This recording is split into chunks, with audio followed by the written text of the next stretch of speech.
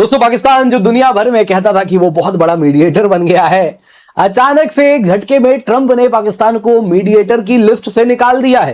पाकिस्तान जो न्यूट्रलिटी का ढोंग कर रहा है वो भी अमेरिका में पकड़ा गया है, ऐसे भी रिपोर्ट्स आ रहे हैं। इंडियंस को ही बुलाया गया था, इंडिया को भी। ये मेरे लिए थोड़ा बहुत मैं हैरान हूँ कि सऊदी अरब ने इंडिया को क्यों बुला लिया इसने। लेकिन चूंकि इंडिया के साथ ताल्लुकात तो भारत सऊदी अरब के हैं और अच्छे ताल्लुकात भी हैं। 2 महीने से ज़्यादा अरसा हो गया है लगातार कश्मीरियों को गोलियां मारी जा रही हैं। किसी दिन 2 लोग शहीद कर दिए जाते हैं तो किसी दिन 4 कर दिए जाते हैं। आला तरीन पाकिस्तानी मिलिट्री एस्टैब्लिशमेंट और ISI के सोर्सेज से जो कंफर्म रिपोर्ट मिली है उसके मुताबिक फौज के अंदर शदीद तरीन इख्तलाफात जो है वो पाए जाते हैं। जिस मोसाद और RNAW साथ में मिलकर काम करते हैं, इंटेलिजेंस शेयरिंग होती है। बट ये जो भाईचारा है ना, भाईचारा ऑन टॉप, भाईचारा ऑन टॉप, हर लेवल पे मोसाद भारत की हेल्प करता है। शायद क्योंकि UAE के साथ भारत खलीजी ममालिक में भारत के सबसे अच्छे ताल्लुकात UAE के साथ हैं। इसका हरगिज़ मतलब ये नहीं होना चाहिए कि UAE के ताल्लुकात हमारे साथ नहीं हैं। अल जज़ीरा के काम के ऊपर पाबंदी है, अल जज़ीरा को कवरेज करने पर पाबंदी है और पूरी दुनिया में अब दूसरा मुल्क जो इसराइल के हमपल्ला है या कंधे से कंधा लगाकर इस बारे में खड़ा हुआ है कि उसे अल जज़ीरा की रिपोर्टिंग पसंद नहीं है, वो पाकिस्तान है। नमस्कार दोस्तों, अब ट्रंप भी पाकिस्तान से परेशान हो चुके हैं और अब ट्रंप ने ही पाकिस्तान को ईरान US की मीडिएशन से बाहर निकाल दिया है। रिसेंटली उन्होंने स्पीच देते हुए कहा कि इस मीडिएशन में गल्फ़ कंट्रीज़ मौजूद है और पाकिस्तान का कोई भी रोल नहीं है, क्योंकि इतने महीनों से पाकिस्तान सिर्फ ट्रंप को बेवकूफ़ बना रहा है मीडिएशन के नाम पे, जबकि पाकिस्तान खुलेआम चीन के वेपन्स को ईरान तक भेज रहा है बलूचिस्तान के रास्ते। इन सब के वजह से गल्फ़ कंट्रीज़ और अमेरिका को काफ़ी ज़्यादा नुकसान पहुंचा है। ट्रंप जैसे बेवकूफ़ अमेरिका के प्रेसिडेंट के साथ इस तरह का व्यवहार होना चाहिए, क्योंकि खुद के इंटरेस्ट के लिए वे अमेरिका के पूरे एक्सेस और पाकिस्तान को अपने सिर पर बैठा लिया, जिसका फ़ायदा आसिम मुनीर और पाकिस्तान ने उठाया। चलिए इसी पर आगे पाकिस्तानी मीडिया का रिएक्शन देखते हैं। अगर आपको हमारा ये वीडियो पसंद आए तो वीडियो को लाइक और चैनल को सब्सक्राइब कर लें। दोस्तों, पाकिस्तान जो दुनिया भर में कहता था कि वो बहुत बड़ा मीडिएटर बन गया है, अचानक से एक झटके में ट्रंप ने पाकिस्तान को मीडिएटर की लिस्ट से निकाल दिया है। अब इसके पीछे क्या कारण है? कई अटकलें लगाई जा रही हैं। एक न्यूज आया था कि पाकिस्तान ने अमेरिका से $10 बिलियन की डिमांड की थी और कहा था कि देखिए हुजूर, हमने आपके लिए न्यूट्रलिटी से मीडिएशन किया, उसके लिए इतना तो बनता है। क्या ट्रंप उस बात से नाराज है या फिर पाकिस्तान जो न्यूट्रलिटी का ढोंग कर रहा है वो भी अमेरिका में पकड़ा गया है? ऐसे भी रिपोर्ट्स आ रहे हैं कि जो अमेरिकन इंटेलिजेंस सर्कल्स है उनमें कहा जा रहा है कि ये पाकिस्तान ईरान के साथ मिला हुआ है और आज अमेरिका की जो दुर्दशा हुई है उसके पीछे पाकिस्तान के द्वारा दिया गया इंफॉर्मेशन है। जी हाँ, पाकिस्तान और आसिम मुनीर के सर पे ठीकरा भी फोड़ा जा रहा है अमेरिका की इस दुर्दशा का। दोस्तों, यहाँ पे क्या एग्जैक्टली हुआ है आप देख सकते हैं, काफी ज्यादा इस पे चर्चा हो रही है। पाकिस्तान साइडलाइन हो चुका है ईरान पीस टॉक से। ट्रंप ने गल्फ अलाइज का नाम लिया, इस्लामाबाद को जानबूझ के रिजेक्ट किया गया और कहा गया सऊदी अरेबिया, UAE, कतर वो देश है जो कि ईरान US नेगोशिएशंस में इन्वॉल्व है। अब दोस्तों, ये कोई कोइंसिडेंस नहीं है, कोई गलती नहीं है कि गलती से छूट गया। यहां पे अगर आप देखें तो 2-3 अगस्त की बात है। 2-3 इसलिए कह रहा हूं क्योंकि हमारे यहां 3 तो अमेरिका में 2 अगस्त होता है।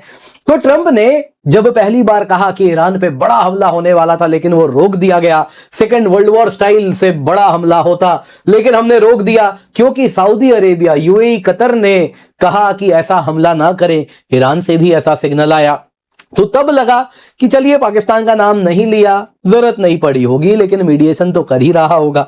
लेकिन 4 अगस्त को एक बार फिर ट्रंप ने दोहराया है जिसमें कहा जो टॉक्स हैं वो एज इट इज हो रहे हैं इस वक्त ईरान के साथ और इन टॉक्स को बैक जो कर रहा है वो गल्फ स्टेट्स हैं। सेम अगर आप देखें तो सऊदी अरेबिया, UAE, कतर की बात की गई और इसमें पाकिस्तान का नाम पर्पसफुली ड्रॉप किया गया है। अब पाकिस्तान के लिए तो मानो जैसे पैर के नीचे जमीन खिसक चुकी है। अब दोस्तों, यहाँ पे क्या कारण है? एक कारण तो बताया जा रहा है कि पाकिस्तान ने जो $10 बिलियन की मांग की है अमेरिका से मीडिएशन के लिए, ट्रंप उससे नाराज हो गए हैं। अब दोस्तों, वो भी इसलिए क्योंकि पाकिस्तान न्यूट्रल है, तो यहां पे पता चल रहा है पाकिस्तानी मीडिएटर्स कॉम्प्रोमाइज्ड है। तो ये न्यूज भी आ जा रहा है। तो क्या अमेरिका कहीं ना कहीं रियलाइज कर रहा है कि पाकिस्तान इतने टाइम से यूएस को चूना लगा रहा था। तो शायद क्योंकि यूएई के साथ भारत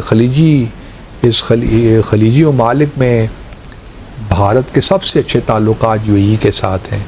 इसका हरगिज़ मतलब ये नहीं होना चाहिए कि यूएई के ताल्लुकात हमारे साथ नहीं हैं, क्योंकि ये ज़ीरो सम गेम तो नहीं है ना। बाज़ लोग पाकिस्तान में फौरी तौर पे एक कंक्लूजन ड्रा करना शुरू कर देते हैं कि बस ठीक है जी, यूएई को तो भूल जाइए आप, वो तो भारत के साथ। ऐसी कोई बात नहीं है। ठीक है, भारत के साथ उनकी अंडरस्टैंडिंग शायद ज़्यादा भी हो, वहाँ पे इन्वेस्टमेंट भी वो ज़्यादा शायद यकीनन कर रहे हैं, और भारतीय शहरियों की तादाद भी यूएई में पाकिस्तानियों से बहुत ज़्यादा है, बल्कि आप कह लीजिए कि डबल है। अगर हमारे 2 मिलियन हैं तो उनके 4 मिलियन के करीब हैं, तो ये फ़र्क तो है। और लेकिन उसके बावजूद भी मैं यही समझता हूँ कि यूएई में भी पाकिस्तान के लिए गुडविल है, क्योंकि माजी में ताल्लुकात की नोयत उतार चढ़ाव आता रहा। फिर हमारा सऊदियों के साथ एक ख़ास जो सऊदी डिफेंस एग्रीमेंट भी हुआ, उसकी वजह से भी शायद थोड़ी बहुत एक एप्रीहेंशन सी यूएई में हो। लेकिन ओवरऑल जो है इसको ज़ीरो सम गेम के तौर पे नहीं देखना चाहिए। अब ये एग्रीमेंट तो चलिए, ये इत्तेहाद तो बन गया है, सवाल ये पैदा होता है कितना प्रैक्टिकल है। एक तरफ तो मीडिया पर पाबंदियां लगा दी गई हैं, बल्कि मीडिया को आज़ाद कश्मीर से निकाल दिया गया है। ये भी आपको बताते हैं, लेकिन सबसे पहले जो फुटेज आज इमर्ज कर रही है, जिसमें ये दिखाया जा रहा है या नज़र आ रहा है कि सिक्योरिटी फोर्सेस जो हैं, रेंजर्स, फौज, पुलिस, वो सीधी फायरिंग कर रही है मुजाहिरीन के ऊपर। यहाँ पर आपको याद रहे कि 80 के करीब लोग शहीद हो चुके हैं। उसके बावजूद सीधी नंगी फायरिंग जो है वो मुजाहिरीन के ऊपर आज 4 अगस्त को भी की जा रही है। इसका मतलब ये है कि जो मौजूदा रजीम है वो बिल्कुल होश के नाखुन नहीं लेना चाहते और कोई बड़ा नुकसान करना चाहते हैं। अब तो मुझे ये लग रहा है कि ये कोई लार्जर सेटिंग है। मैं अफसोसनाक तरीके से आपके सामने ये रख सकता हूँ, मेरे पास इसकी कोई हतमी खबर नहीं है, लेकिन कोई भी ज़ियो शऊर इंसान अपने लोगों को, और वो भी आज़ाद कश्मीर जैसे इलाके में, ऐसे गोलियां कैसे मार सकता है। चलें, एक आप कह सकते हैं कि गुस्से में या मिसमैनेजमेंट में या किसी 1, 2, 3 ऑफिसर्स की गलती से कोई 24 घंटे का ऐसा वक्त हो गया, 48 घंटे का ऐसा वक्त हो गया जिसमें आपने सोचे समझे बगैर या गलत फैसला करते हुए गोलियां चला दी और लोगों की शहादतें हो गई। लेकिन ये मामला याद कीजिए 1 जून से जारी है, मतलब 2 महीने से ज़्यादा अरसा हो गया है लगातार कश्मीरियों को गोलियां मारी जा रही हैं। किसी दिन 2 लोग शहीद कर दिए जाते हैं तो किसी दिन 4 कर दिए जाते हैं। अभी तक 80 से ज़्यादा शहादतों की खबर जो है वो आ चुकी है। आज की ये जो गोली चली है इसके अंदर कितनी शहादतें हैं ये हमारे पास नंबर नहीं है, या कितने ज़ख्मी हैं ये नंबर नहीं है, क्योंकि थोड़ी देर पहले ही हमने ये फुटेज देखी जिसमें ये क्लेम किया जा रहा है कि ये आज की है और सीधी फायरिंग की जा रही है।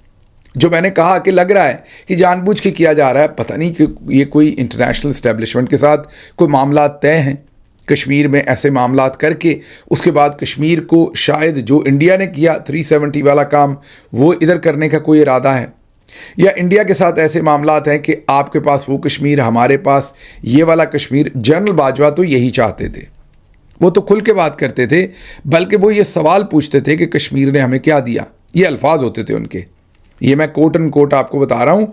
वो ये जुमला कहते थे कि कश्मीर ने हमें क्या दिया है। तो जनरल बाजवा की तो ये सोच थी। अब पता नहीं जनरल आसिम मुनीर उनसे भी प्रो मैक्स प्लस हैं, जो वो कुछ और सोच रहे हैं कश्मीर के बारे में, कुछ बुरा सोच रहे हैं।